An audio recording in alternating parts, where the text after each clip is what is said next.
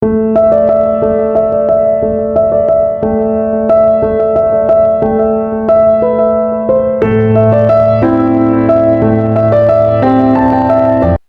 Everyone, আসসালামু আলাইকুম। কেমন আছেন সবাই? আশা করছি আল্লাহর রহমতে সবাই ভালো আছেন। আলহামদুলিল্লাহ, আমরাও ভালো আছি। তো আপনাদের মাঝে আরো একটি নতুন ভিডিও নিয়ে চলে এলাম। আজকে আপনাদের আমি কি রান্না করে দেখাবো জানেন? এটা হচ্ছে গরুর ফ্যাপসা। তো অনেকেই আছেন যে গরুর ফ্যাপসা খান না, পছন্দ করেন না। তো আমার কিন্তু গরুর ফ্যাপসাটা খুবই পছন্দ, আমার খুবই ভালো লাগে। তাই আমি রান্না করেছিলাম, তো আপনাদের কাছে ওইটা শেয়ার করছি। তো আমি আগে থাকতেই যে মশলাগুলো নিয়ে আপনাদের দেখালাম সেগুলো সব একসাথে পেস্ট করে নিব এই রান্নাটার জন্য। আর পেস্ট মশলা দিলে ভালো লাগে ফ্যাপসা রান্নাতে, আর সব মশলা পেস্ট করে দিলে তো খুবই ভালো লাগে।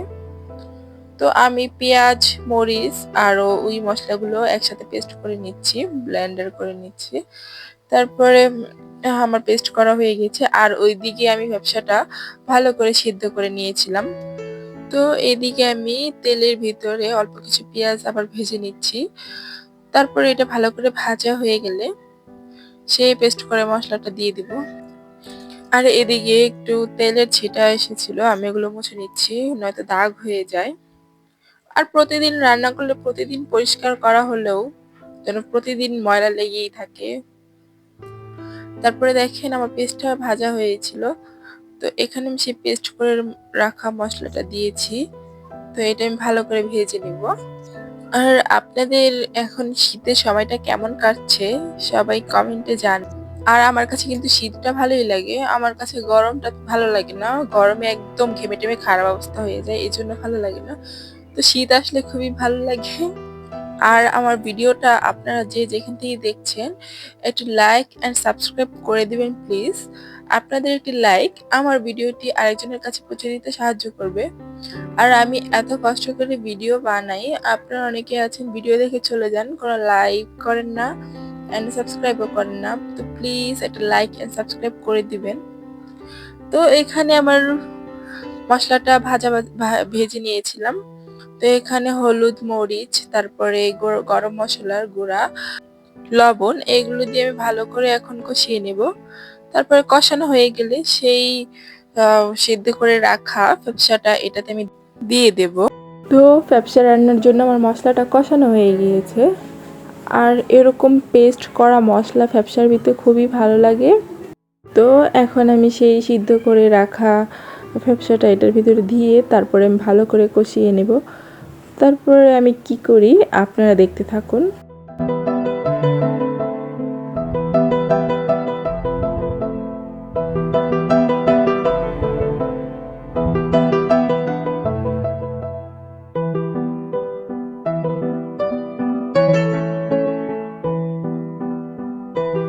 তো আমার ভালো করে ফ্যাপসাটা কষানো হয়ে গিয়েছে।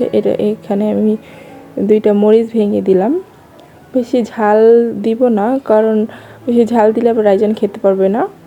তো আমি মোটামুটি ঝাল দিয়েছি। আর এখানে দেখেন আমি গরম পানি অ্যাড করেছিলাম, তো আমার তাড়াতাড়ি বলক চলে আসবে। দেখেন আমার রান্নাটা হয়ে গিয়েছে। আর আমার রান্নাটা কেমন হয়েছে আপনারা অবশ্যই জানাবেন। আর আপনাদের কার কার কাছে এই জিনিসটা খুবই পছন্দ তারা অবশ্যই জানাবেন। তো আমার এই রান্নাটা হয়ে গিয়েছে। এখন আমি সিমের ভর্তা করব, ভাজি না। এখানে আমি সিমটা ভালো করে ধুয়ে তারপরে সিদ্ধ বসিয়ে নিয়েছিলাম, সিদ্ধ হয়ে গিয়েছিল। তো এখানে আমি পেঁয়াজ ভেজে নিচ্ছি সিম ভর্তার জন্য। তো সিম ভর্তাটা আজকে আমি পাটায় বেটে করব না, হাতে মেখেই করব। তো এগুলো ভালো করে লাল করে ভেজে নেব। তো এখানে আছে পেঁয়াজ, মরিচ আর রসুনের কোয়া আমি ছিলে নিয়েছিলাম সুন্দর করে ধুয়ে, তারপরে এগুলো ভেজে নিচ্ছি। তো এগুলো আমি লাল লাল করে ভেজে নিব। তারপরে এখানে 2টা শুকনো মরিচও ভেজে নিচ্ছিলাম। ভর্তার ভেতরে শুকনো মরিচ না দিলে তো ভালোই লাগে না। তো শুকনো মরিচটাও আমার ভাজা হয়ে গিয়েছে। তো এখানে সেই সিদ্ধ করে রাখা সিমটাও আমি একটু ভেজে নিব। তো আপনাদের কার কার কাছে ভর্তা ভালো লাগে? ভর্তা হলে যেন 1 প্লেট ভাত খেয়ে ফেলা যায় এমনিতেই। আর আমার তো ভর্তা পেলে আর কিছুই লাগে না, ভর্তাতেই আমার মুখে যেন একদম রুচি চলে আসে। ভর্তা হলে পেট ভরে ভাত খাওয়া যায়। তো আমার এখানে সিমটা ভাজা হয়ে গিয়েছে, তো এখন সব আমি প্লেটে নিয়ে নিয়েছি। এগুলো আমি ভালো করে মথে মথে তারপরে ভর্তা করে নিয়েছিলাম। তো আমার রান্না শেষে আমি একদম সব কাজ সেরে তারপরে খেতে বসে গিয়েছিলাম। তো আপনাদের সাথে একটু শেয়ার করলাম। আর আপনাদের কাছে কেমন লেগেছে অবশ্যই কমেন্ট করে জানাবেন। তো আজকে খেতে খেতে আপনাদের থেকে বিদায় নিচ্ছি। আপনারা অবশ্যই একটি লাইক দিয়ে পাশে থাকবেন আর একটি সাবস্ক্রাইব করে দিবেন প্লিজ, যদি সাবস্ক্রাইব করা না থাকে। আর আগামী ভিডিওতে আবার আপনাদের সাথে দেখা হবে। তো ভালো থাকবেন, সুস্থ থাকবেন।